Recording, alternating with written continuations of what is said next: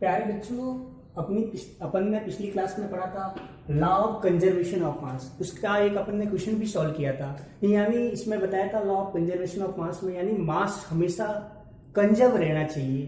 तो उसमें मैंने बताया था reactant, the mass of reactant must be equal to the mass of product. यानी जो मास रिएक्टेंट का मास है और जो प्रोडक्ट का मास है वो इक्वल होना चाहिए। अगर ये दोनों इक्वल आता है तो वो law of conservation of mass को फॉलो करता है। और उसके लिए मैंने बताया था ये जो टर्म दी थी वो दी थी एंटोनियो लिवोशियर ने दी थी। अब अपन नेक्स्ट सेकेंड लॉ पढ़ रहे हैं, वो है लॉ ऑफ कांस्टेंट प्रोपोर्शन, यानी स्थिर अनुपात का नियम। इसको हिंदी में बोलते हैं कांस्टेंट प्रोपोर्शन, यानी स्थिर अनुपात, फिक्स रेशियो। देखो ये जो वो टर्म दी थी law of conservation of mass, किसने दिया था? एंटोनियो लिवोशियर। ये किसने दी है? प्राउट, यानी प्राउट नाम के जो साइंटिस्ट है उन्होंने दी है। अब देखो ये जो डेफिनेशन क्या कहना चाहती है, in a chemical substance the element are always present in definite proportion. यानी हमेशा क्या होगा?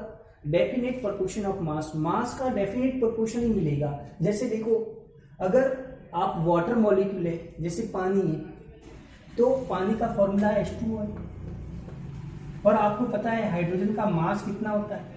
1। पर यहाँ तो 2 हाइड्रोजन है, तो कितना हो जाएगा? 1 × 2, यानी 2 हो जाएगा। और ऑक्सीजन का होता है 16, यानी 2:16, 16 है, तो 1:8।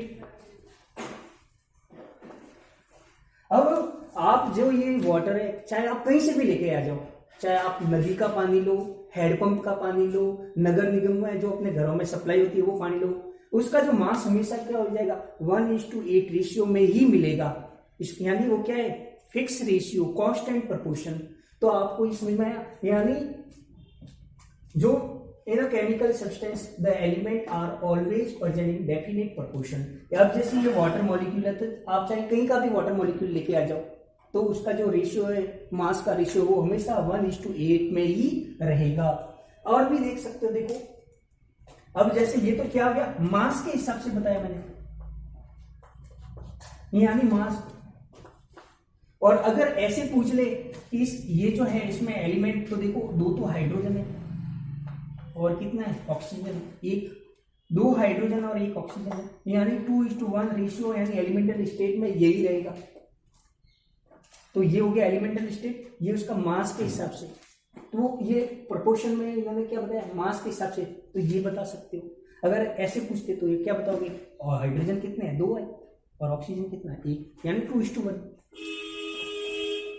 देखो और क्या लिखा?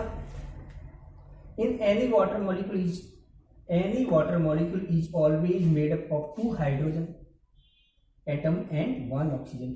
2 हाइड्रोजन और 1 ऑक्सीजन एटम्स, यानी 2:1 रेशियो में ही मिलेगा, अगर इसकी बात करें। और रही बात, अगर आपको मास के हिसाब से बतानी है, तो हाइड्रोजन का मास कितना होता है? 1, और यहाँ कितने हाइड्रोजन है? 2 है, तो 2 तो ये हो गया। और ऑक्सीजन का मास होता है 16, यानी 1:8 रेशियो में ही होगा। यानी आप चाहे कहीं से भी लेके आ जाओ पानी, उसका रेशियो कांस्टेंट प्रोपोर्शन में ही मिलेगा। ठीक है। अगर अपन इसको ऐसे भी कर सकते हैं, देखो यहाँ 8 और 1 9, 8 और 1 1, कितने हो गए? 9। अगर अपन ऐसे मान ले कि मेरे पास 9 ग्राम वाटर है, मेरे पास क्या है? 9 ग्राम वाटर है, तो मैं कह सकता हूं कि जो 9 ग्राम वाटर है उसमें ऑक्सीजन कितने ग्राम है और हाइड्रोजन कितने ग्राम है? तो 9 ग्राम वाटर में आप कह सकते हो ऑक्सीजन 1 है और हाइड्रोजन, ये ऑक्सीजन और ये हाइड्रोजन। ऑक्सीजन को आप 16 कर सकते हो और हाइड्रोजन 2। यानी अगर आप 9 ग्राम वाटर ले, तो उसमें देखो ऑक्सीजन का मास कितना आया था? आप इसको 2 से काट दो, 1 और ये 1। यानी अगर टोटल 9 ग्राम वाटर है, तो उसमें 1 ग्राम क्या है? हाइड्रोजन, और 8 ग्राम क्या है? ऑक्सीजन। यानी ये भी क्या है? Fix ratio. तो इसको भी आप ऐसे भी बता सकते हो। उसी तरह से अमोनिया को देख लो। ये जो अमोनिया है, अमोनिया चाहे आप लैब में बताओ, हेबर प्रोसेस यूज किया जाता है। अमोनिया में एक हेबर प्रोसेस पढ़ते हो आप बड़ी क्लासों में, वो होता है N2। अगर आपको हाइड्रोजन के साथ रिएक्शन करवाते हैं तो बनाता है अमोनिया। अब ये जो अमोनिया है उसका देखो, एक तो मॉलिक्यूल, एक मॉलिक्यूल किसका है? नाइट्रोजन, और 3 हाइड्रोजन मिलके बनाएंगे, यानी इसका फिक्स रेशियो है, ये 14 है इसका मास नंबर, और हाइड्रोजन का 1 होता है तो 3, यानी आप चाहे कहीं से भी नाइट्रोजन अमोनिया लेके आओ आपको इस रेशियो में ही मिलेगा, 3 हाइड्रोजन के और 1 नाइट्रोजन को। जैसे ये क्वेश्चन को देखो, इस क्वेश्चन को सॉल्व करते हैं, ठीक है। Hydrogen and oxygen combined in the ratio of 1:8, ये बता रहा है कि हाइड्रोजन एंड वाटर यानी जल की बात कर रहा है, 1:8 रेशियो में कंबाइन हो रहा है। ये बताना चाह रहा है कि hydrogen and oxygen combine in ratio 1:8, ठीक है, बाय द मास, ये मास के हिसाब से ही बताया मैंने। What mass of oxygen gas would be required to react completely with 3 gram of hydrogen gas, ये बताया कि व्हाट मास ऑफ ऑक्सीजन, यानी ये जो देखो इस क्वेश्चन को सॉल्व करते हैं, ठीक है। यहां तक तो इन्होंने बता दिया, ये यहां तक तो ये अपन ने लिखा हुआ है, hydrogen and oxygen combine in the ratio of 1:8, ये रहा। अब कह रहा है कि what mass of oxygen gas would be required to react completely with the 3 gram of hydrogen gas, ये बता रहा है कि जो हाइड्रोजन गैस है यहाँ पे जैसे 1 ग्राम है तो 8 ग्राम ऑक्सीजन था, ये कह रहा है कि इसको अगर मैं 3 ग्राम ले लूं तो ऑक्सीजन कितना लूंगा, तो सीधी सी बात है, ये 1 था तब 8 था, तो ये 3 होगा तो ये कितना हो जाएगा, 8 × 3 24।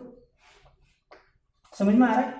ये कह रहा है कि अगर 1 ग्राम हाइड्रोजन है उसको कंप्लीट करने के लिए 8 ग्राम ऑक्सीजन यूज किया जाता है, अगर मैं 3 ग्राम हाइड्रोजन लूंगा तो ऑक्सीजन कितना लूंगा, 24 ग्राम।